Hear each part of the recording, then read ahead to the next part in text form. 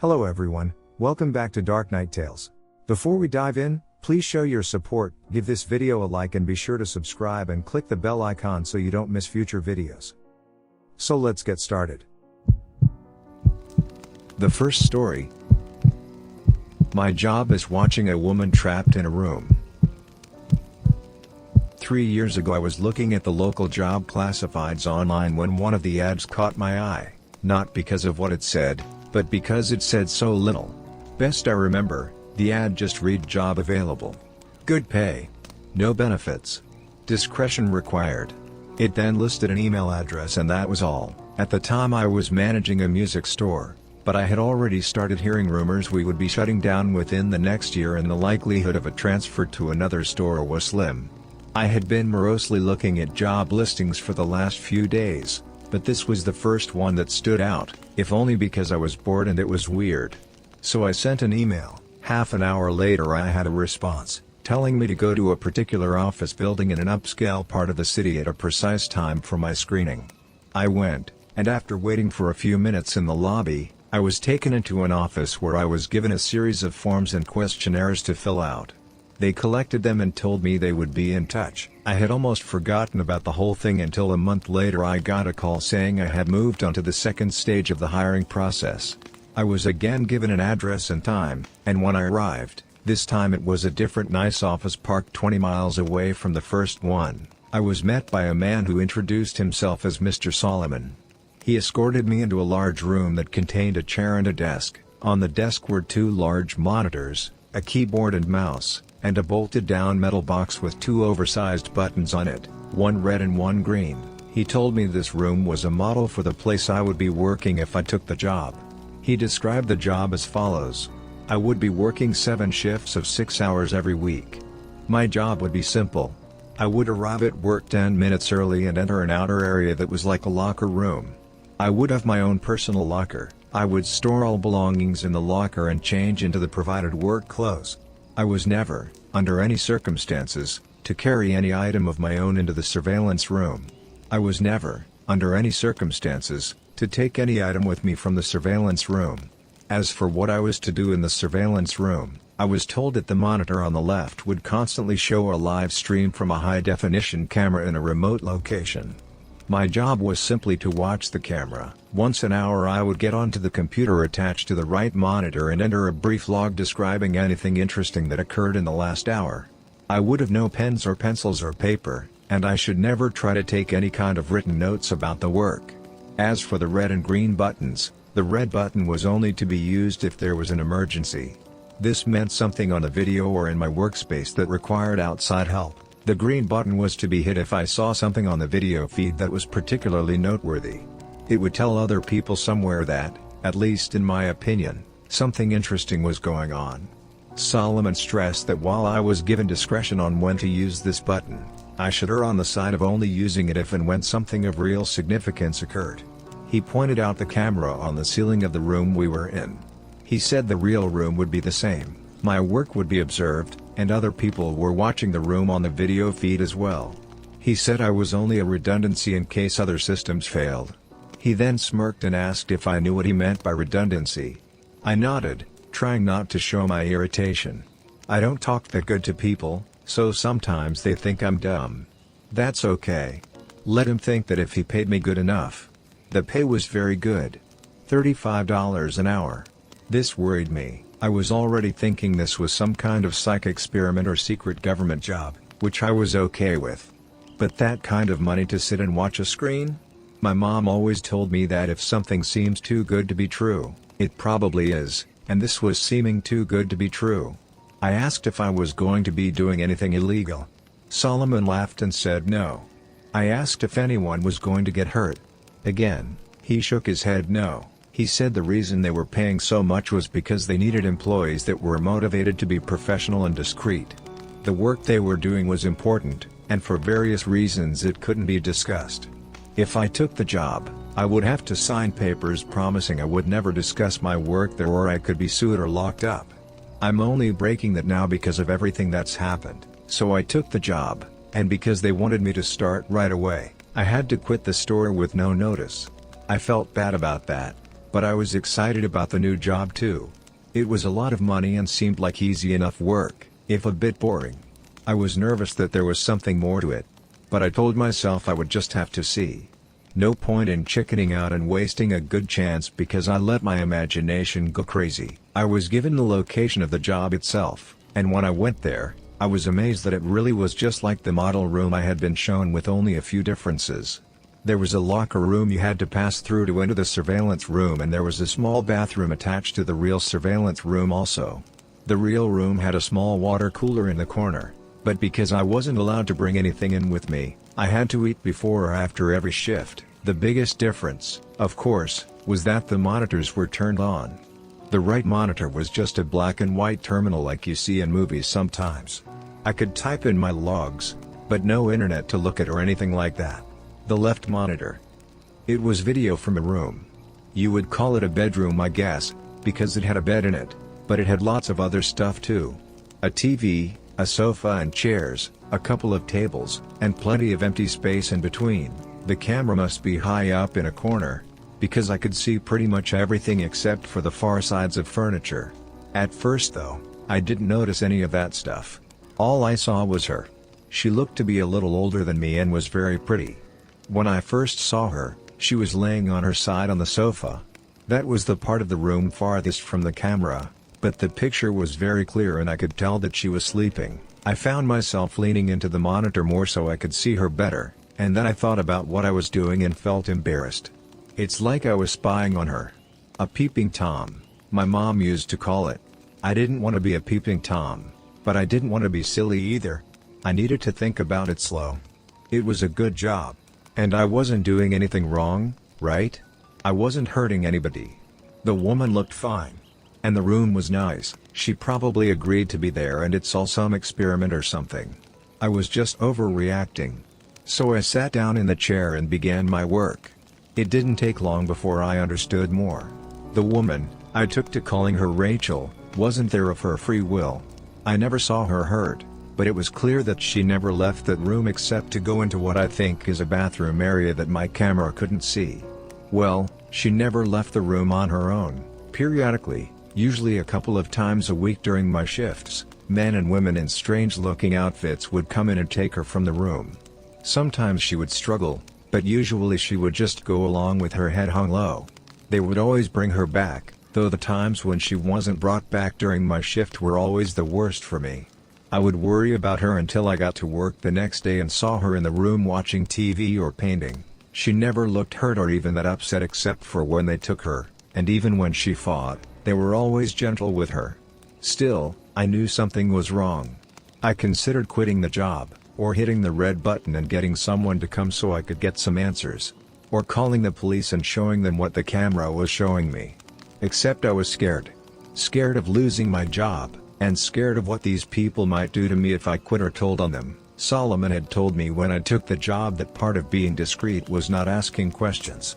I would never be asked to do more than I had already been told, but I could never tell anyone what I did or saw, and I could never ask questions about what I was doing or why. So I made excuses. It was all an experiment. She was crazy or sick and they were trying to help her. She was doing a job just like I was, or if she really was a prisoner somewhere, at least I was watching to make sure that she was okay. If they ever tried to hurt her, or I saw that she really didn't want to be there for sure, I could get help then. In a way, I told myself, I was helping to protect her by watching. I don't expect you to think much of my excuses. I don't think much of them myself, especially now. But in my defense, when things changed, I didn't ignore it or try to explain it away. I knew something had to be done. Rachel would usually paint for an hour or two every day, and it seemed to always be during my afternoon shifts. The room had no windows as far as I could tell, but I guess she either used a clock or her own body's time to keep to a kind of schedule. I always liked to watch her paint. The thing she was painting was always facing the wrong way for me to see it. But I could see her face as she worked. She always looked peaceful and happy when she was painting, and seeing her that way, smiling serenely from time to time as she got something the way she wanted it, always made my day. I first noticed something was wrong when she started painting more frequently a few weeks ago. Her expression was more focused and serious, and there was a tension to her movements that I wasn't used to seeing. At first I thought she was just really trying to work hard on something, and I wanted to tell her not to worry. Every few weeks the others would come in and take the old paintings out anyway, bringing in a new stack of, I think the word is canvas. But it was more than her being focused. Something was wrong. She didn't look happy and she was going for hours at a time. In the span of 3 days, she had finished 4 paintings. I had been growing more and more worried watching her work, and when she finished the 4th, I found myself telling her to just stop and rest a while. I had grown accustomed to talking to the monitor, talking to her in my own way. But she didn't stop. Instead she began moving the paintings, arranging them on the back and seat of the long sofa at the far end of the room.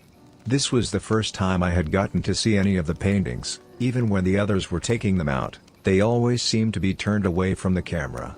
I was still worried about her, but I was also happy to finally see something she had worked on. Happy and amazed. They were beautiful. One was a beautiful green forest. Another was an old stone well. A third was a house sitting alone on a small island. The last was an old-fashioned looking movie theater. All of them looked like something out of a dream, with trilling lines of color mixing in the air around them like leaves caught in a wind. It was only when I looked close that I realized the lines of color weren't random. They were words. Easy to miss if you weren't looking close, and by themselves, they didn't seem to mean much. Just the ghost of a word somewhere in each of the paintings, easy to lose in everything else that was being shown. I leaned into the monitor and squinted, trying to read the words. Then my heart started thudding as I made them out. Blinking and rubbing my eyes, I looked again, reading them out loud in order, left to right, top pair then bottom. Please. Help. Me. Thomas. I pushed back from the monitor, my hand over my mouth. I didn't know what to do. I didn't know how any of this could be happening. It wasn't just that she was asking for help, though that was a big part of it. It was that my name is Thomas. The second story. My job is watching a woman trapped in a room. Part 2. I thought about the camera above me and took my hand away from my face. I rolled back to the desk and sat there, trying to stop from shaking, trying to make myself take a breath.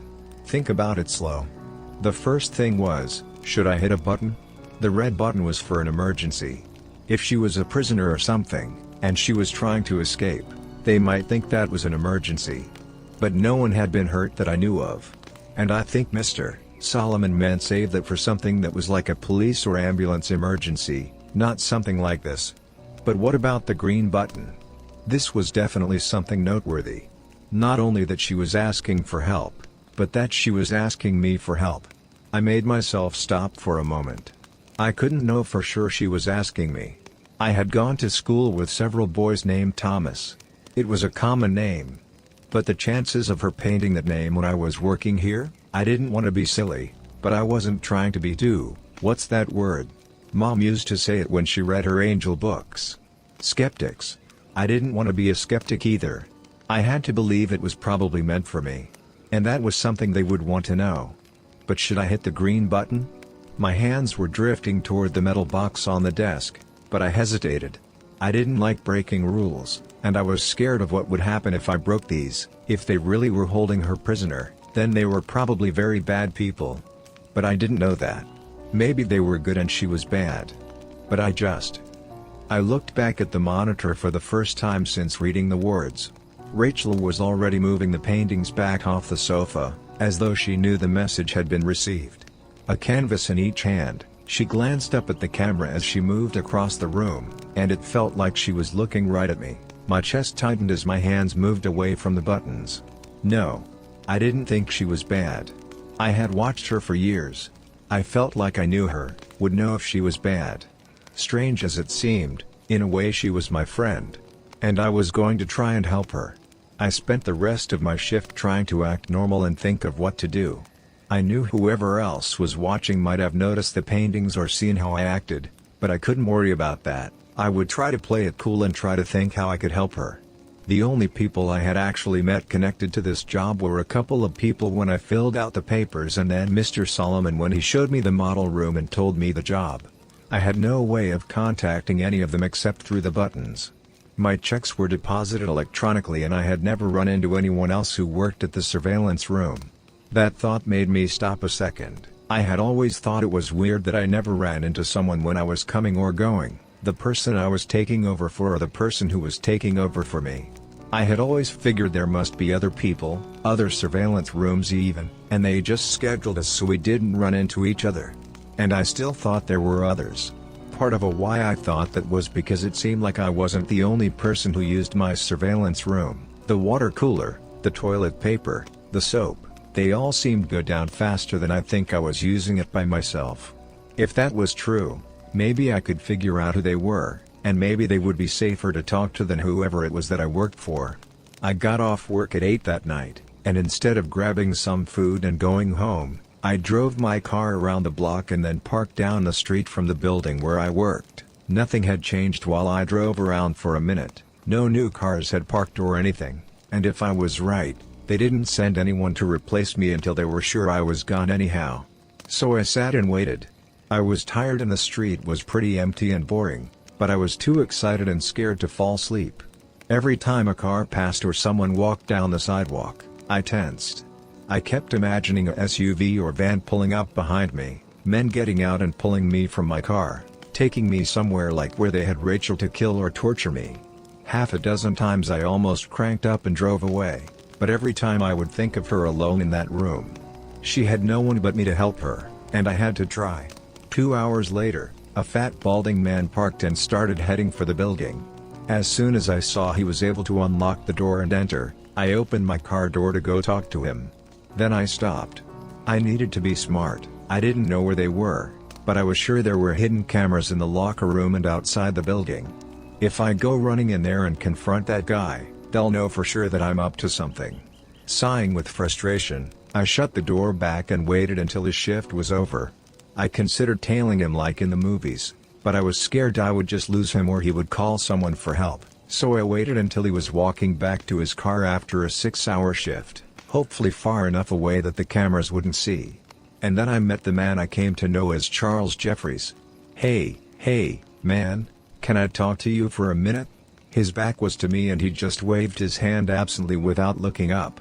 Sorry, I don't have any money. Have a good. He froze as he glanced back at me while talking. Oh God. No. You need to get out of here, kid. We aren't allowed to talk. I could tell he was scared, but I couldn't risk letting him go yet. Not after all this. I stepped up and pushed the door back shut as he was trying to get into his car. So you know who I am? I tried to not sound mean, but I could hear how mad I was in my voice. He yanked at the door again, but I was still holding it, and I was stronger than he was.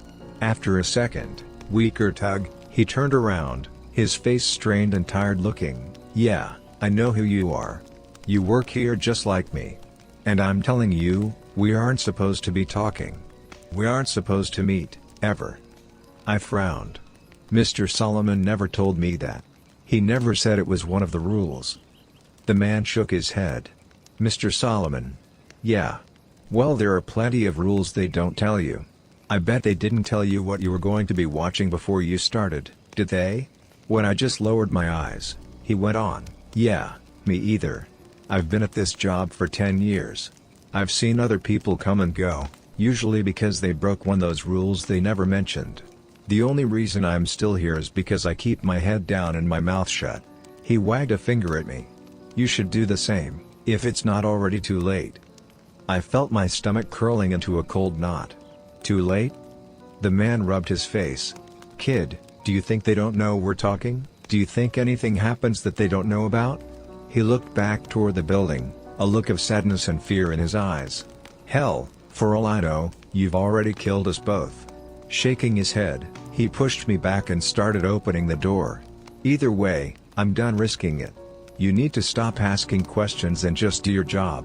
It's a lot healthier. With that, he got into his car and shut the door. I didn't try to stop him this time, even though I had already been worried about what he was telling me. Hearing it confirmed was paralyzing. What exactly was my plan? He probably didn't know any more than I did, and even if he did, what could I do with anything he told me? I walked back to my car with a heavy heart. I was still afraid, but more than that, I was sad and ashamed.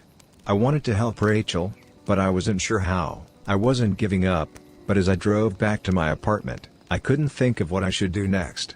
This wasn't a movie. I wasn't a hero. And the only ideas I had left were to either go to the police, who might be controlled by whoever I worked for, or try to get proof of her being held prisoner myself. As I parked my car and walked into my apartment building, I made a decision. Unless I thought of something better overnight, I would do both ideas. Tomorrow I would break the rule about carrying anything in. I'd use my phone to record a video of the surveillance room, of Rachel and how she was trapped somewhere, and of me telling everything else I knew. And I would email it to every newspaper, website, and internet channel I could think of. I'd then go to the police and give them a copy too if I could make it that long without getting caught. Maybe if I did all that, even if they got me, someone would help Rachel. I was filled with worry and dread at the idea of being hurt or killed. A part of me kept saying I should just do as I was told and hope that it all went away. But I couldn't live with myself if I did that. Even if I messed up, I felt like I had to try. I was so preoccupied that I didn't hear the person coming up behind me as I unlocked my apartment door. Thomas? I turned around and felt my legs weaken as I stumbled back against my door. I had to be dreaming or crazy. I grabbed the doorknob for support as I looked at the woman in front of me. It couldn't be her, but somehow it was. Rachel? The third story. My job is to watch a woman trapped in a room. Part 3. She hesitated a moment before breaking into a smile. Is that what you call me? I like it. My name is actually Melanie though. I felt my face reddening. Of course her name wasn't actually Rachel. That was just something I made up in my head. Still, my embarrassment couldn't keep up with my confusion and joy. Is it really you? She nodded. Yeah, it's me. Rachel, Melanie grunted as I stepped forward and started hugging her, laughing. She hugged me back for a moment, but then she whispered in my ear. Thomas, we need to talk, and not out here. Can we go inside? I broke away and nodded, wiping at my eyes as I tried to finish unlocking the door with a shaking hand. My heart was pounding and I still felt like I was in a strange and wonderful dream, but when we had gotten inside and sat down on my living room sofa, I forced myself to focus on the biggest question I had. How? Melanie had still been smiling as we sat down, but now she looked worried and sad. Thomas, that's what I'm here to tell you. Things aren't like you think they are. They never have been. I frowned, a new line of fear cutting through my happy haze. What do you mean? She held the bridge of her nose for a moment, looking down like she was trying to figure out how to say whatever it was she had to say. Thomas, you're part of a psychological experiment. I've been a part of it for longer than you have as one of the actors, and I still don't know all the details. I'm pretty sure it's run by some government agency, and I know they're investing a lot of money and time into it, but for what reasons, that I'm not so sure. I realized I was wringing my hands. No, that wasn't right. It couldn't be right. This was some kind of trick. Melanie went on, what I do know is that you're being watched as a long-term subject. They have constructed this whole scenario where you do a secret job watching someone, me, who looks like they might be trapped. They give you instructions and a way of making choices. You've got buttons or something you can choose between, right? I nodded weakly, my tongue thick in my throat. Yeah. A red one. And a green one. She sighed and nodded. I think they're testing how much you'll obey, what choices you'll make based off of your morals, your intelligence, and your fear. It's interesting, or at least I thought so when I first joined up 6 years ago. They've never officially given me many details, just the overall gist. But people talk. The other actors and me, sometimes we hear things, and we gossip. She smiled sadly. That's what caused me to start feeling bad. I interrupted. Other actors? Melanie's eyes widened. Oh shit, yeah. Sorry, I think they still call him Mr. Solomon? And there are others too. When I just stared at her, she went on. Anyway, for a long time it was just the normal job, right? I spent 6 hours a day acting like I'm this trapped girl, mainly faking painting or watching TV, boring stuff. I couldn't help but interrupt again. hating the hurt trembling in my voice. You faked the painting? You aren't really painting those wonderful pictures? Now Melanie looked embarrassed. No, sorry. I can't paint a bit. I'm a pretty good singer though. She tried to smile, but faltered. Reaching forward, she touched my arm. That's why they always have the paintings turned where you can't see them. They're already done beforehand. All you ever see is some blank canvases and, well, when they want me to show you something. Her expression darkened as she went on. That's why I had to break the rules and contact you. When they started doing this hidden message, mind game bullshit, I got worried. Worried you would take it too serious. That you could get hurt, or even hurt yourself.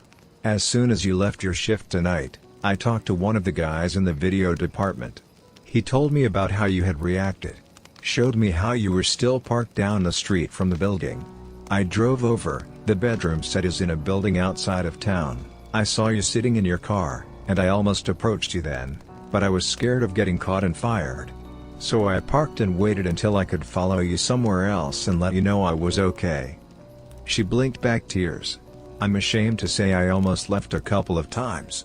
I don't want to lose this job, and I tried to tell myself you would be okay after a day or two. I could get them to change the script enough that you felt like I was okay and wouldn't worry too much. I felt an angry heat growing in my chest. Well, that's nice of you. She looked up, her eyes red. I know. I'm a shit. I'm so sorry. I was being selfish and cowardly, but I didn't actually leave. And then when I saw Charlie leaving the building, saw you running over to talk to him, I knew they were escalating it even further. Charlie? Melanie rolled her eyes in frustration. Shit, yeah. Sorry. Charlie Jeffries. He's another actor. In an earlier version of the experiment he actually played Mr. Solomon, but they decided he wasn't scary enough, so now he's usually in one of the suits. He's actually done that for your version a lot, you just can't recognize him under all that getup they wear. I kept curling and uncurling my hands on my lap. It was all too much. I felt like a pinball going between anger and relief and embarrassment and confusion. So all that stuff he told me? That was all just to scare me? See how I'd react? She nodded as she sniffled and wiped her nose with the back of her hand. Yes. I'm sorry. That's why I knew I couldn't wait any longer to tell you. I could see how worried and scared you were going back to your car. I pulled my arm back from her touch. Well, thanks I guess. At least you stopped me before I went to the police and looked like a joke in front of them too. I just wanted her gone, her sympathetic, pitying eyes off of me. Thanks for stopping by and letting me in on it. I tried to make my voice sound hard and unfeeling, but it came out watery instead. Standing up, I turned away from her so she couldn't see as I started to cry. If you don't mind, I need time to think about everything. It's a lot. A moment passed and then her hand was on my shoulder. Thomas, you don't have anything to be embarrassed about. They are very good at what they do. All you did was what you thought was right. Because you're a good man. I shrugged. I thought that you were in trouble and I wanted to help. She gently turned me toward her, and when I looked up, she smiled and sniffed again. I know, but you need to realize, most people wouldn't have tried to help. Not when it meant giving up their job or risking themselves like that. Not for a stranger. I wiped at my face as I looked away. Well, I still feel dumb, but I'm glad it's not real. I'm glad you're okay. That we both are. I paused and caught her eye again. We are, aren't we? Safe, I mean. She hesitated before nodding. Yeah, I think so. Like I said, they have a lot invested in whatever this is, and the fact that they're willing to go as far as they have with you makes me wonder. But I've never seen any signs of anyone getting hurt. I think the worst that could happen is one or both of us gets fired. I felt my face getting red again. Oh, don't worry about that. I'm going to quit tomorrow. I'll finally get to hit their damn buttons. Maybe both of them. I started to smile, but then I saw the look on Melanie's face. Thomas, please don't do that. I don't think they would hurt us, but if you up and quit, they'll figure out I've talked to you. I don't think they watch us all the time, but I don't know what they can find out. You know, tracking cell phones, spy satellites, whatever. I'm taking a big risk just being here, and I don't want them catching on. I took a step back from her. So you want to keep getting paid to trick people like me? She reached out and grabbed my right hand. I had been clenching it unconsciously, and it relaxed at her touch. No, I don't want to. But I wasn't expecting this. How the experiment has changed, getting to actually meet you. I can't do it long term. But another month or two to save up money. Now that you're in on it and won't be scared or hurt by it anymore? She smiled. That I can do. That we can both do. We can keep going like normal, take some more of their money, and then one of us can quit. The next month, the other one can. How does that sound? I shrugged uncertainly. It made some sense, and once I had calmed down, it would probably make more. She gave my hand a squeeze. And when this is all over, I want to get to know you better.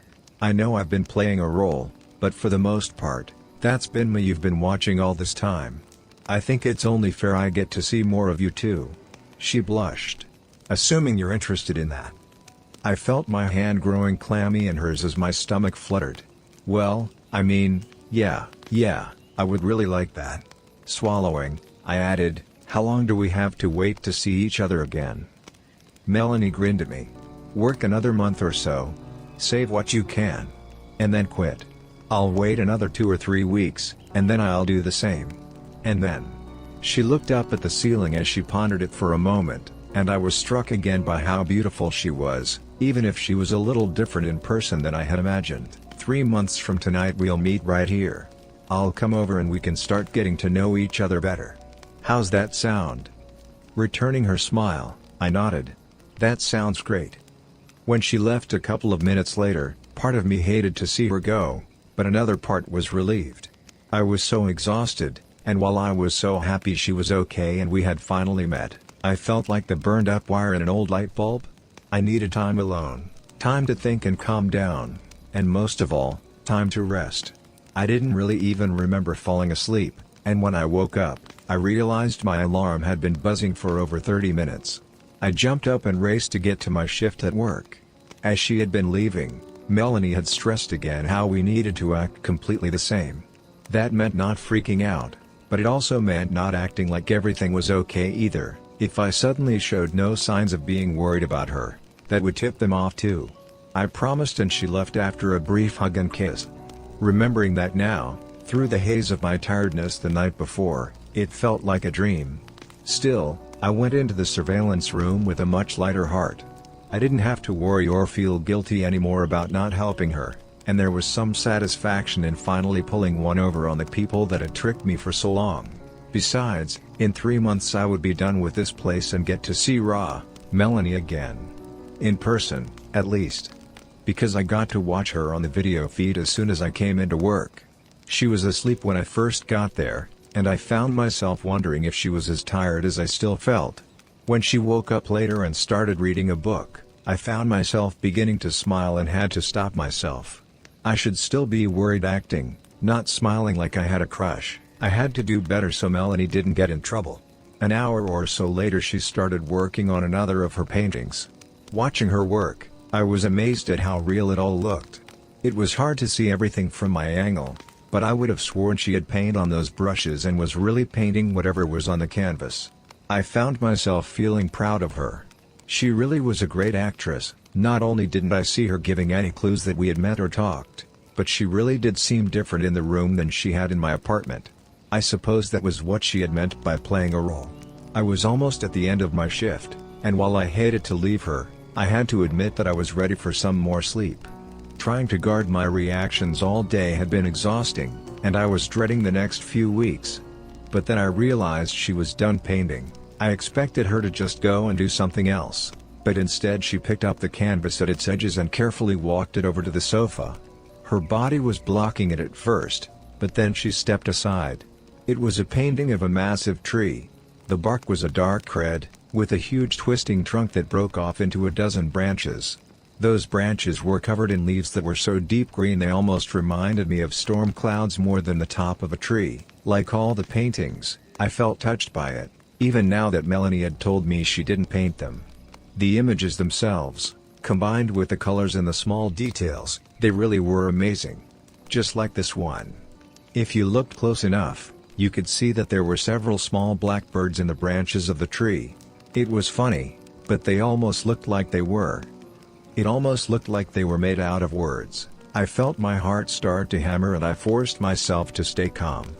No point in being silly. I knew it was all a game now, and I just had to play my part a little while longer. Still, the worried me would want to know what the words said, so I might as well try to read them. I squinted, following the birds right to left and top to bottom. That girl isn't me. I looked away from the painting to see Rachel staring up at me. She looked terrified. Oh no. The fourth story. My job is watching a woman trapped in a room. Part 4. I had to do something, and I had to do it right now. If Melanie was somehow a fake, that meant they must have sent her. And if they sent her, that meant they knew. They knew about the messages in her painting. They knew about me asking questions. And they knew I didn't hit a button during any of it. I felt panic and fear crawling up my chest, making it hard to breathe. Standing up, I started pacing, periodically glancing back at the monitor to see if Rachel could help me, tell me what I needed to do next. But she had laid down on her bed. It was hard to tell for sure with her back to the camera, but I think she was crying. No, I needed to fix this. Get her out of there. And if I didn't have a better plan, I'd just have to go with the one I already had. Feeling the hard eye of the ceiling camera on me, I went to the door and stepped back into the locker room. My phone was in my locker, and after messing up the combination the first time, I got the door open and got it out. Gripping it tightly, I tried to hold it by my side casually, but I knew there was little point. If they knew everything, I wasn't going to be able to hide anything. I just had to try and be fast, get some kind of message out to people that could help Rachel before they got to me. I opened the camera on the phone as I re-entered the surveillance room and hit record. It made a small beeping noise, and once I was sure it was recording, I turned the camera on myself. My name is Tommy. Thomas Calhoun. And my job is watching a woman trapped in a room. This is not a joke or a movie or whatever. This is real. For 3 years my job is to sit in this room. I moved the camera slowly around the room, taking in the door to the bathroom, the water cooler, the desk with the monitors, keyboard, and button box, and watch a video feed of a woman locked up in a bedroom somewhere. I stepped closer to the desk and made sure the monitor showing Rachel was clear and in focus. I didn't know this woman was a prisoner at first, or I tricked myself into thinking she wasn't because the money was good. Either way, I know she is now. She is in danger and so am I. After lingering on video of her for a few more seconds to make sure every detail could be seen, I turned the camera back on myself. I had to hurry, or the video might be too big to send quickly. I was trying to stay calm, but I felt myself tearing up as I went on, and I did my best to keep my words clear. Please help her. I don't know where she is. I don't know who has her, because I don't know who I really work for. But they are bad people and she is not safe. All I know is that I work at a building at, redacted, right outside of San Antonio. Per Nosleep rules, to be clear, this address is not real. I only know the names of 2 other people connected to this place, the man who hired me, Mr. Solomon.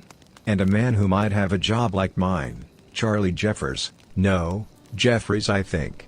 I don't know if they are real people, I mean, I don't know if that is their real names. Please. I'm not crazy. I know how this sounds. Just come here, see the room. Figure out where she is and help her. And I heard the muffled sound of the outer door opening into the locker room and I frantically fumbled with the phone to stop the recording. How do I send? Oh no, how do I? There it is. I hit the button to share, and felt a new panic rising. Who should I send it to? I had only a handful of contacts, and I just selected them all. Maybe at least one of them would take it seriously and get help. As I heard the door to the surveillance room opening behind me, I hit send. Not connected to data service or Wi-Fi. Please send again when connected. What? No no no no. I turned to see Mr. Solomon entering the room. He was flanked by 2 large men in dark suits that looked like bodyguards or something. Raising a finger, he wagged it at me. No service in here, Thomas. But then you should never need service in here, so long as you followed the rules. They took me easily. I tried to make it to the bathroom and close the door, but the two guards stopped me and pulled me down. They put the, what do you call them, zippies on my hands and feet and pulled a black bag over my head. Then I was being carried out of the room and it felt like they must have put me in the back of a van that was pulled right up to the building. I was laying on what felt like thin, weird-smelling carpet that covered a hard metal layer underneath. I heard someone get into the van with me, and I asked where we were going. If they would just take me and let Rachel go.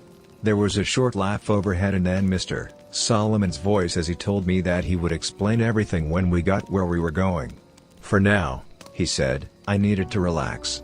It was a long drive and I would need the rest. I went to say more, but then I felt a sharp pain in my neck.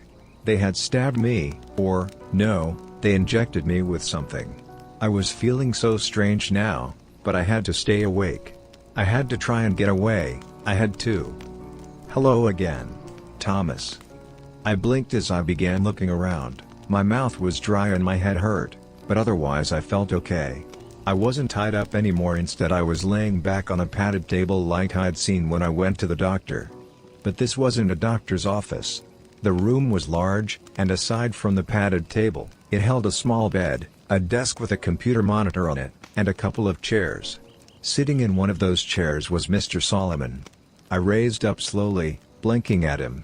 Where is she? Is Rachel okay? The man smiled. You really are something, Thomas. Trying to be the hero, even if you don't quite know how. I respect that. Licking his lips, he leaned forward slightly. In fact, I respect that so much that I've decided to start our new relationship with as much honesty as I'm allowed. Some of my colleagues disagree with this approach, but you know what? This is my project, and I think you deserve to know what's going on. Looking more serious, he stood up, lifting the gun he had been holding casually in his lap. But before we get into the details, would you like to see Rachel? I slid off the table and nodded as I caught myself from falling. My legs were still wobbly from whatever they had given me, but I barely noticed. Yes, please. Let me see her. The real her. Mr. Solomon gave a small laugh and gestured toward a nearby door. Yes, reality is always best. She's just there in the next room. I stumbled my way forward, my legs getting better as I walked, and when I grabbed the doorknob, it turned easily.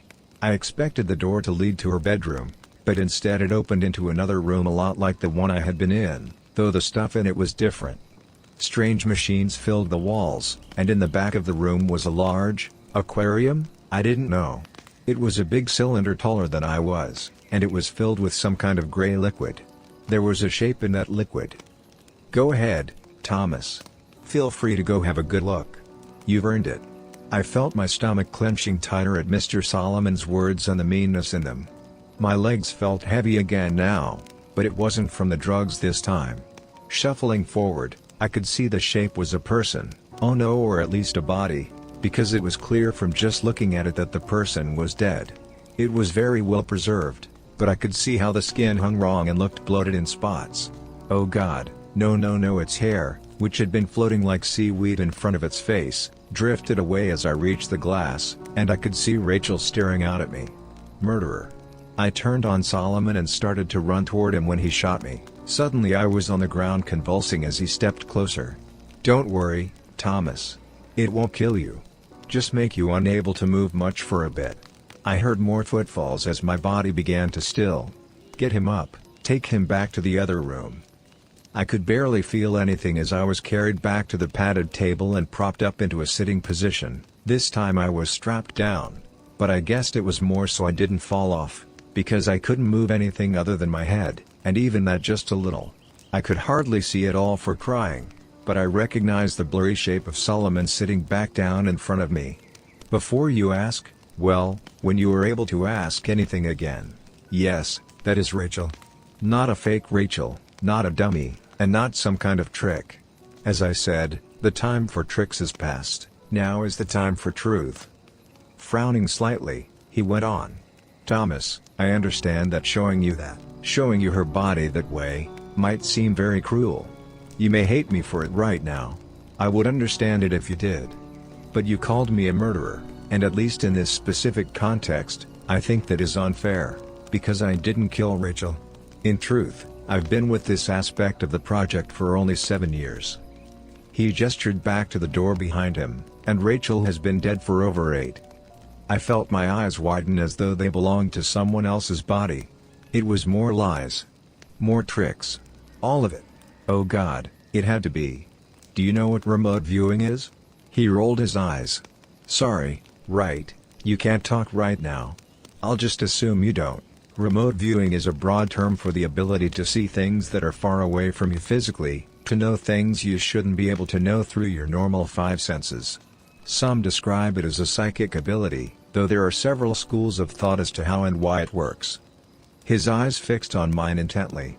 Because it does work, Thomas. Various governments and private organizations have studied it for a very long time, and while publicly it is always ridiculed as pseudoscience and foolish superstition, the reality is that some people have the innate ability, that means it comes naturally, to somehow see other places. Rachel was one of those people. She came into the program when she was 17, having been identified via a front-facing screening process that was ran as a psychological test that paid subjects well at a time when Rachel was looking to make some money. 3 months after being identified as a good candidate, she was taken, and after the initial adjustment period, she became a largely compliant asset that quickly rose to the top of our talent pool. Solomon folded his hands on his knee. I know you cared for her, Thomas, so I think this is worth sharing. Rachel was never treated badly, other than her confinement and the occasional test that was mildly unpleasant. No, we all treasured her. She was enormously talented, not just as a remote viewer, but as an artist. That's how she would convey what she saw, you understand. She would enter into an almost trance-like state when she painted, and when she was done, she would have given us a painting of images and words that provided, well, it was very valuable information. He chuckled. If you ever wondered, that's why there was always such care that the paintings were never shown to the camera. Picking at his pants, he went on. Rachel was so talented, that she was selected for a new program that we thought might greatly enhance or alter her ability. We introduced something foreign into her body. At first, nothing seemed to change. If anything, the accuracy of her remote viewing was declining, which was a problem for us and for her. But then we realized that we were reading the new paintings wrong. She was able to see more clearly than ever. She just was no longer bound to only current events. Now her sight transcended time. He paused, and I realized he was enjoying telling the story. The beastard was having a good time, pausing to make it more dramatic. I would kill him. While this made some of her paintings less immediately useful, they became much more valuable as we were able to decipher them. For a time, it looked as though everything was working better than we had ever hoped. His lips thinned. And then, one day, she showed a painting to the camera. It said, "Please help me, Thomas." This immediately sent up all kinds of red flags. She knew not to show paintings to the camera, and now she was trying to communicate with someone? We didn't disrupt her routine, but an intensive investigation began into who she was talking to. Was it one of her handlers? One of the technicians? Someone from her past life? But nothing checked out. Leaning back in his chair, a look of pride grew on Solomon's face as he continued, I was the one that first suggested the idea that she was, intentionally or not, knowingly or not, seeing and talking to someone in the future. I was still an outside consultant at the time, but by that point we had more strange behaviors from her, including the second message painting. That girl isn't me. My theory made some sense, but it very quickly ran into a greater obstacle. The introduction of the foreign material had not been as seamless as we had hoped, despite her having been stable for almost 3 years since it was implanted. Whether it was due to her increasing emotional upset and stress, or simply the passage of time, she suddenly began to deteriorate. Her work became more erratic and hard to understand as her body began to decline. We were monitoring her health closely, but it didn't matter. 5 days after she painted That Girl Isn't Me, she suddenly went into cardiac arrest and died. Somewhat inexplicably, we were unable to resuscitate her. The man sighed. This was a great loss. And it required adjustments of my theory. Based on everything we knew, it still made sense that she was talking to someone. Someone with access to the camera feed, and very likely someone named Thomas. If Thomas was viewing the camera footage in the future, as I believed, then he must be working for us in the future. He gave me a thin smile. And whether you believe that the future is set in stone or not, I'm all for giving it a helping hand. 7 years ago I began the Thomas Project. Over the course of the time I have overseen the screening and hiring of 43 men named Thomas at several different sites, all with one very specific job: to watch the videos of Rachel from just before her implant to the time of her death. I tried to speak, but my mouth still wouldn't work. I wanted to say he was lying, that it didn't make sense, that it was another trick, but I think I wanted to hear it more for myself. Because I didn't think he was lying. I didn't think it was a trick. And I thought I was starting to understand. The point wasn't really them watching the videos, of course, it was how they reacted to watching the videos. What they did, and how that matched up with what Rachel had done in response in the past. 13% quit after the first day. 38% hit either the red or the green button after the first message asking for help and saying their name. 22% attempted to contact the authorities before reaching the stage where Melanie was introduced. He shook his head slightly. I wish I could take credit for her introduction, but it wasn't my suggestion. We assumed from the "that girl isn't me" message that there was a double of Rachel introduced to you at some point, perhaps to kill you or dissuade you or find out what you knew.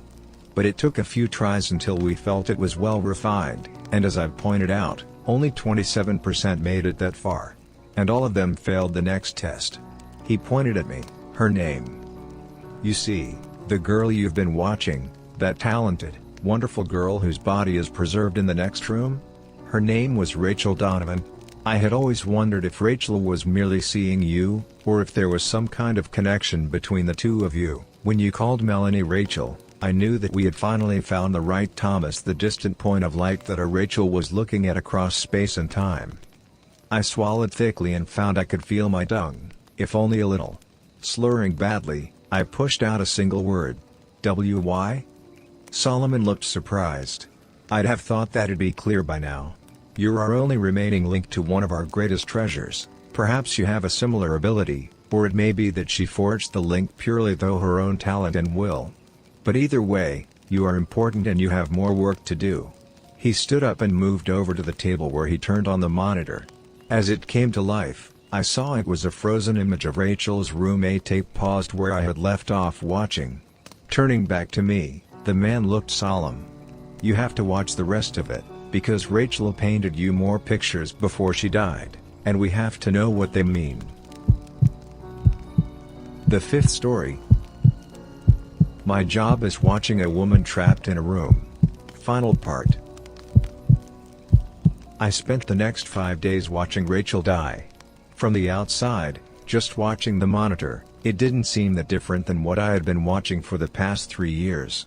Rachel slept, she watched TV, she read, and she painted. But there were signs if you were looking for them. She seemed tired and tense, and she had taken to sleeping more. And occasionally, just every once in a while, she would glance up at the camera, at me. It was then that I could see the fear and sadness in her eyes. Inside I felt like a burned-out house collapsing in on itself. At first I refused to watch, to do anything they wanted me to do. Solomon didn't get mad at me, but just shrugged. He said while cooperation was preferred and could go a long way toward making my stay with them more comfortable, it wasn't required. If he was right, Solomon said with a thin smile, things would play out as they were meant to, regardless of what I wanted or thought I chose. Either way, he added, the video was about to start back playing and would not stop for another 5 days. Whether I wanted to spend that time getting to see her again was entirely up to me. I tried to not watch, but a part of me knew from the start I was going to. Maybe I would find some clue that they were lying about her being dead, or Rachel could give me some advice or warning about what I needed to do next. I didn't know. What I did know is that I couldn't miss the chance to see her again. And despite knowing in my heart that she was dead and everything on the video had happened a long time ago, I still felt that by watching I was with her somehow. She had been taken away from everything she knew when she was barely grown, trapped for years just for being special. Experimented on. Treated like property, kept from ever having friends or family or a life. And yet through all that, she was still beautiful. Not just on the outside, but on the inside too. I had spent years watching her, getting to know her in 1,000 tiny ways that so few people ever truly know each other. I had seen her kindness and grace in her actions, even when she was fighting against the people holding her. I had watched her strength when she woke up day after day in her prison and never gave up, and I saw the beauty of her soul in her paintings, full of swirling colors and, what was the word, wonder.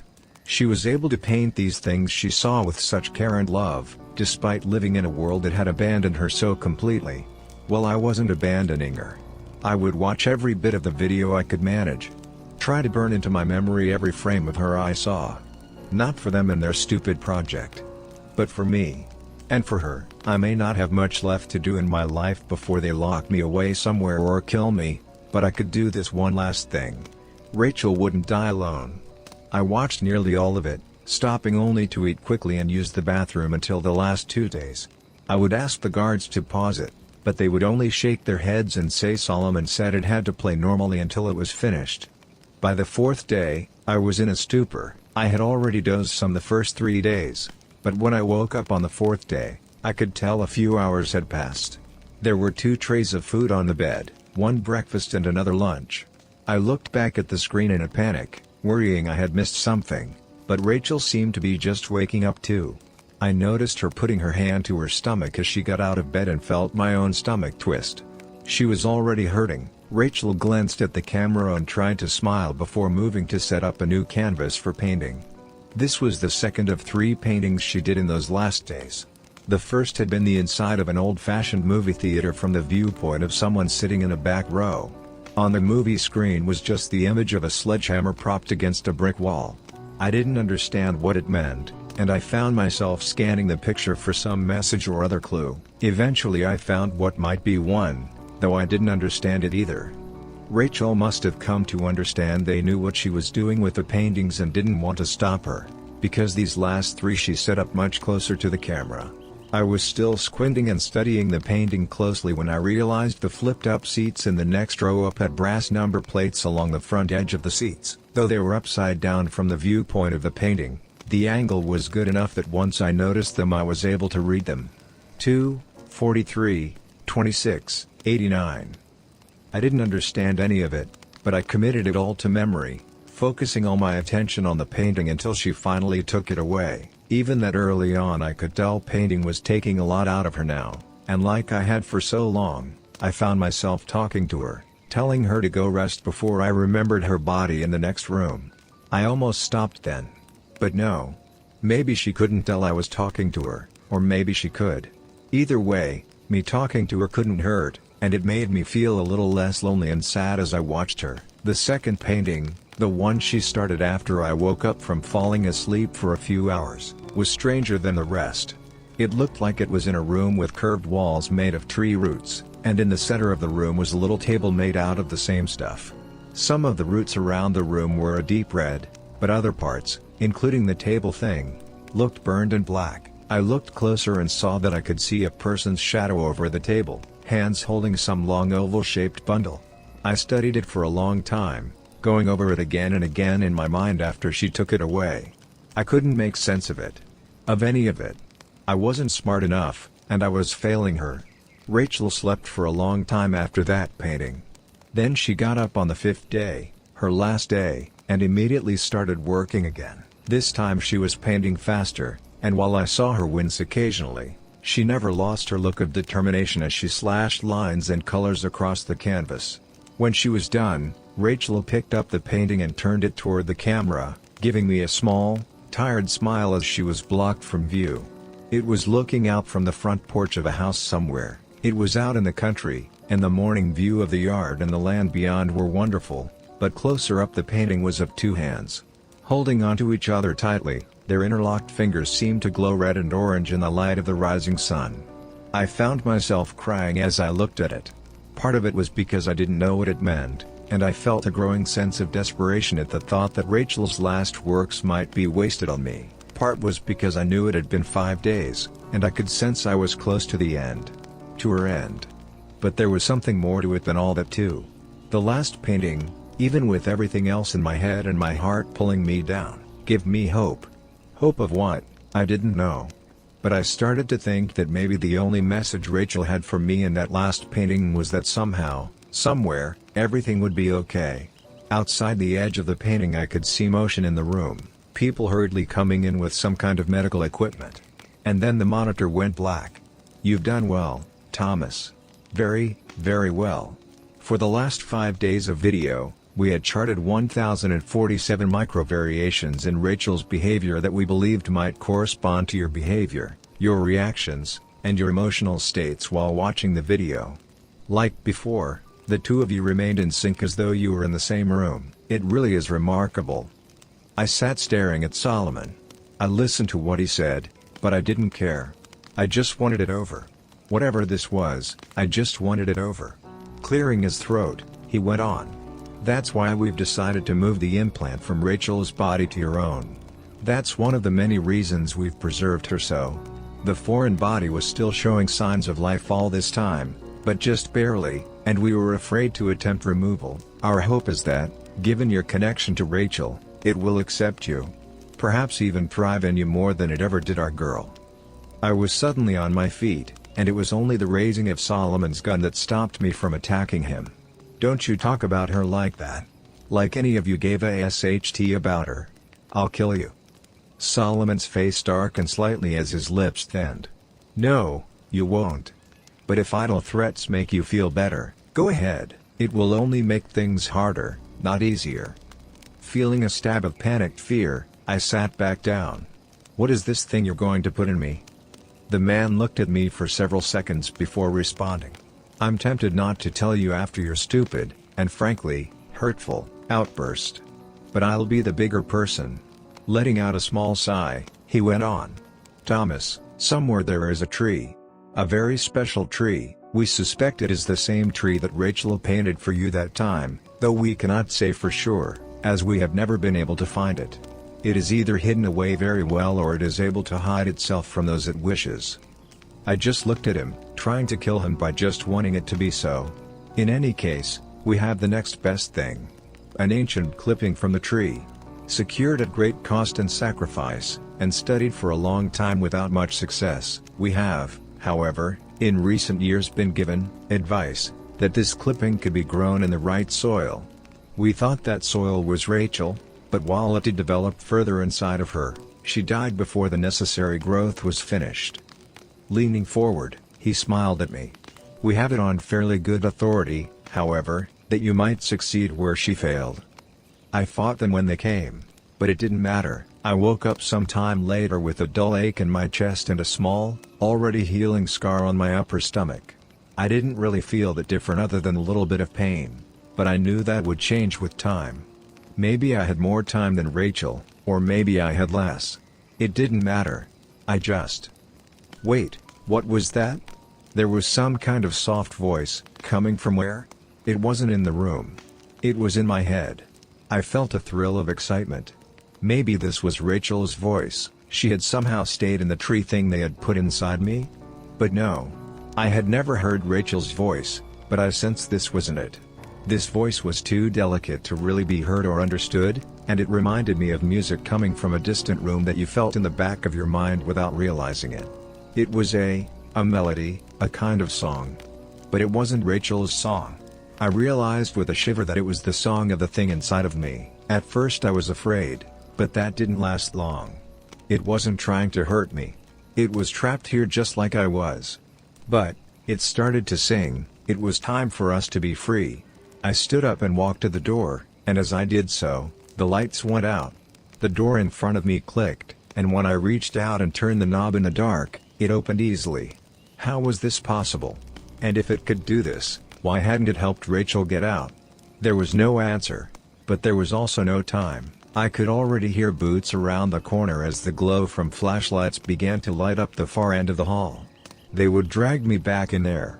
Chain me up or take this thing back out of me before we could get away. If I was ever going to get out, it had to be now. The voice was singing again, pushing me to go further into the dark, to run until we were safe. So I listened and I ran.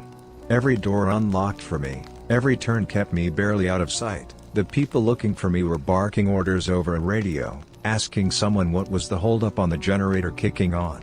Whatever the response, the hallways stayed dark as I drifted through them, blind but not falling, lost but not being found. When I reached the final door, I opened it into a bright afternoon. My lungs burned a little at the first fresh, unrecycled air I had breathed in a week. Blinking, I waited for the voice to tell me where to go, but it had fallen silent. I closed the door as panic began to rise in my chest. All this said I would get caught because I didn't know where to go. I was outside a plain brown building in the middle of nowhere. There was a road going off to the right, and to the left there was Rachel's forest, from her first painting to me. I knew it was the same forest immediately, and not just because of it matching the painting so closely. I had some strange sense that felt like a kind of magnetism, or how birds know which way to fly. Looking around for a second, I felt like I was being pulled when I looked again at those woods. This was right. Somehow, I knew this was the way I needed to go. So I went. I had made it to the edge of the forest when I heard the noise of men coming outside the building. I thought about hiding, but I knew it was a bad idea. They would just catch me, and I felt a drive to go deeper into the woods. I plunged ahead, running at close to a reckless speed but never tripping or stumbling as I went. I would occasionally hear a noise behind me as they spread out to search, but the sounds grew fainter as I ran. I almost thought I had lost them for good when I heard a short cough that was quickly muffled off to my left. Someone had gotten close without me knowing it. Panicking, I looked for any places I could hide. There were only bushes and trees and, over there, a well, not just a well, but Rachel's well, with the same worn, gray stone walls capped with a weathered wooden lid. I felt a moment of happy recognition, but then it faded away. How did that help? They'd check the well if they found it, and I didn't have any way to get down in it without getting hurt or stuck. Then an idea struck me. Crouching low and staying to the brush, I moved to the well and gingerly pushed on the lid. At first it resisted, but when I pushed a bit harder, the wooden circle slid aside enough that you could clearly see someone moved it. Glancing around, I eased back into the bushes as I heard soft footfalls approaching. We need to check this out. You think he went down the well? Better hope not. He probably broke his neck if he did, and then it's our asses. I could see the two men approaching. Both of them were wearing dark body armor and carried assault rifles. The older of the two shrugged back at the other one. Better that than he was hiding in there and we didn't check. Looking irritated, the younger man nodded. I'll look. He went over to the well and shoved the wooden lid aside, causing it to clatter to the ground. Hitting a button on his rifle, a flashlight sprang to life on the barrel. He started to shine it down into the well as the other continued to look in every direction. I was worried he would see me if I moved, but I couldn't wait. I just had to stay calm. Think slow and move fast. I kept expecting to hear them yell, or feel something or someone strike me in the back, but nothing came. As the afternoon light began to dim, I saw the trees thinning ahead. I was approaching a road. It looked like a normal, public road too, with several cars passing one way or the other as I walked out of the forest and up the hill to the asphalt. The idea of hitchhiking, especially this close to where they held me, was frightening, but I saw little choice. I was wearing sweatpants and a t-shirt they had given me and my own shoes, but I had no money or phone. My only chance was to get far enough away that I could try and get help. I jumped slightly at the hiss of hydraulic brakes as a large semi rolled to a stop next to me. The passenger window rolled down and an older man with white hair and a graying mustache leaned over and peered down at me. You look lost, son. You need a ride? I looked down at the door of the truck. It had a logo that said Martinez and Sons Construction, and hauling below it was a cartoon man hitting a wall with a sledgehammer. Looking back up, I smiled at him. Yes sir, I do. I woke up 5 hours later as we pulled into a truck stop somewhere in Nevada. I had planned on staying awake the entire trip, but that had only lasted a few minutes before exhaustion overtook me. I glanced over at Oliver Martinez and he gave me a toothy grin. I'm tired, but you were plumb tuckered out. I've got to fuel up, shower and get some grub. I'm going on to California after that. If you want to ride further, just be back here in an hour. Sound good? I nodded and thanked him again for the ride as I got out. I felt groggy from sleeping, but otherwise okay. I just needed to decide whether this was a good spot to ask for help or if I should ride with Martinez further. He seemed like a very nice guy, and he would probably try to help if he could, but I wanted to avoid putting more people in danger if I could help it. Looking around, I saw we were in a fairly nice little town. I decided I would go look around for a few minutes and then decide what to do. I was only 3 blocks down the street when I saw the flickering lights in the distance. It was a movie theater. As I got closer, I felt my chest tightening. It was the one from Rachel's painting. "Hey there. Welcome to the Phoenix." The guy standing at the candy counter of the theater looked a little younger than me, and while he seemed friendly enough, he also looked slightly concerned. "If you're here for the horror double feature, I'm afraid the second movie is about 30 minutes in. I can give you a half rate if you want to see it though." I shook my head and tried to not look as strange and crazy as I felt. "No, that's okay. I recognized this place from a picture a friend of mine painted. So I came in to ask if you knew anything about her." He raised his eyebrows and shrugged. "Okay, weird." He smiled and added, "Weird but interesting. Who is she?" I swallowed. "Her name is, it was, Rachel Donovan." I expected him to look surprised or excited or angry, but I could see right away the name meant nothing to him. Shaking his head, he shrugged again. "Sorry, that doesn't ring a bell. I'd say you could ask the owner, but he's on vacation this week." Nodding, I searched my mind for something else to ask, some way to make this place matter the way her other paintings had. "Is there anything unique about this place then? Its history or something?" The man grinned. "Buddy, you're clearly not from here. This place is super boring. Not just the theater, but the whole town." Frowning in thought, he added, "The only thing I know about the history of this place is that there used to be a house here that burned down. This was like in the 1920s or 30s when this wasn't even a part of town. Couldn't tell you the first thing about it beyond that, but I still bet it's the most interesting thing that's ever happened here." I let out a disappointed sigh. "Okay. Well, thanks." I turned to leave when the guy called out again. "Hey man, sorry I couldn't help more. If you come back, I'll get you a discount on a movie. Half off. If I'm not working, tell them Marshall said it was okay." I waved and tried to smile as I headed for the door with a heavy heart. "Why did you lead me here, Rachel? What's here that will help?" I was outside again, staring up at the theater's bright blinking signs as though they were going to give me some kind of secret signal, when I noticed movement out of the corner of my eye. There was an alley that ran alongside the theater and went behind it too. Whatever was back there, the light of a distant security lamp cast shadows along the wall of the alley, and those shadows were moving. Instead of feeling afraid, I felt excited as I started down the alley. Rachel had led me here, and I just had to trust that there was a reason for it. Keep looking until The shadows were made by leaves blowing in some wind I couldn't feel. As I got to the far end of the alley, I saw there was a small backyard behind the theater surrounded by a chain-link fence, and on the other side of that fence was the tree from Rachel's painting, with its deep red twisting bark and foam of green leaves waving to and fro in the night air. I felt a surge of warmth in my chest as the distant singing began again. This was the place. The special tree that could not be found unless it wanted you to find it. It sat at the edge of a small overgrown lot surrounded on all sides by buildings and yards, somehow forgotten when whatever this land had once been was divided up, and despite its location, I had a strong sense that I was the first to see it in a very long time. Climbing the fence, I felt a jagged wire dig into my leg and rip my pants as I fell over the top. I was bleeding a little, but I hardly noticed. I could smell the tree now, and it was a rich, good smell unlike any I had smelled before. Reaching out to it, I felt the singing grow louder as I touched it. I felt stronger and less afraid then, and when I saw the light opening up at its roots, I didn't tremble, I smiled.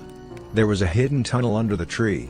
A tunnel filled with sweet-smelling air that was like the tree smell but also different. And the tunnel wasn't dark, no, not at all. It glowed with its own golden light that called to me, urged me forward.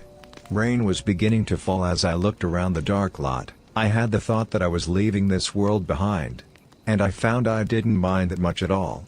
The tunnel had continued to grow, slanting down gently and dull enough that I walked in without stooping. The roots of the tree went on and on, woven through the dirt walls as I went deeper. I looked back and saw the tunnel had closed behind me, but I wasn't surprised. The way forward was the only way that mattered. I walked for what might have been hours, but I never felt tired or hungry, and I never worried I was lost, though I had no idea where I was or where I was going. Still, I felt a surge of happiness and excitement when I turned a corner and saw something in the tunnel ahead.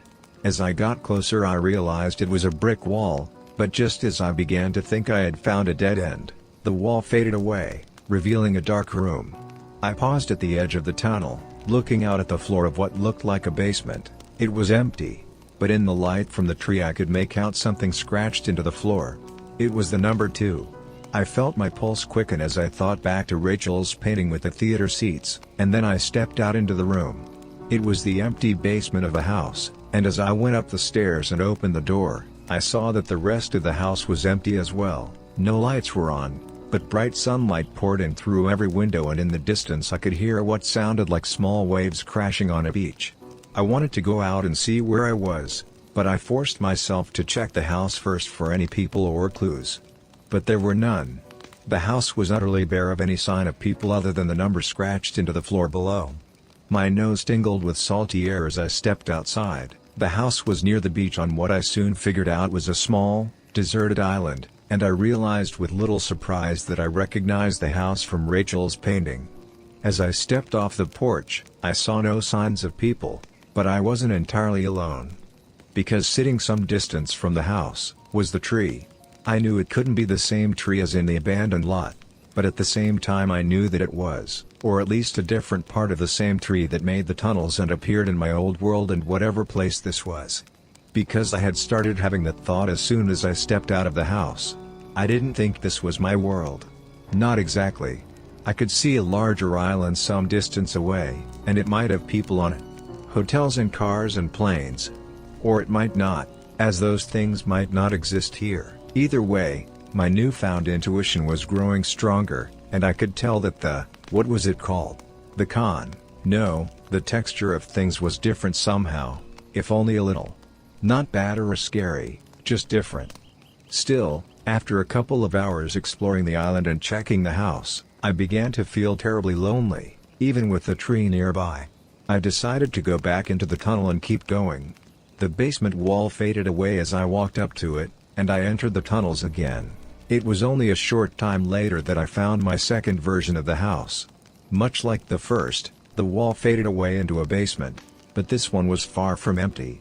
It was a workshop of some kind, full of tools I wasn't familiar with. I glanced down and saw 43 scratched onto the floor. Who was doing that? And why? I was going to explore the house, more carefully this time, as it looked like there were people here. But then I froze. Propped against the brick wall, next to a small stack of boards, was a sledgehammer. Trying to be quiet, I crept over and picked it up before heading back into the tunnel. When I was little, before Daddy died, he had loved to hunt. I never went with him and didn't remember much of what he hunted, but I do know he had an old hound he'd had since before I was born. The dog had only loved him. Well, him and being on the trail of something. When Rocker, his name was Rockefeller, got a scent, it was like he was in a trance. He would go and go, this way and that, and to look at him, it looked like he was having a fit, both lost and certain at the same time. But whatever Rocker knew or didn't know, he always found what he was looking for. I felt like Rocker now. I was moving faster and faster as I went down this turn and that. I felt like I was on the trail of something or traveling on memories I didn't have. Gripping the sledgehammer tightly, I could hear the rising hum of the distant music in my head as I turned the last corner, and then it fell silent. There was another brick wall, and as I approached, it fell away. It was another basement room, but this one was much smaller. It contained a table, a closed chest, and an old metal bed that had been broken apart. At the far brick wall, a woman was using one of the metal legs from the bed to attack the wall and whatever lay behind it. I felt my head began to swim as I looked at her from behind, and as she turned to look at me, eyes wide with surprise and fear, I felt the sledgehammer slip from my grip as I stumbled back against the now solid wall. I could barely breathe at all, but I managed to get out a single word. "Rachel?" The woman looked at me, her expression less fearful but still guarded. She had the bed leg partially raised in warning. "Yeah, do I know you?" It was her, but it wasn't, much like the tree on the island.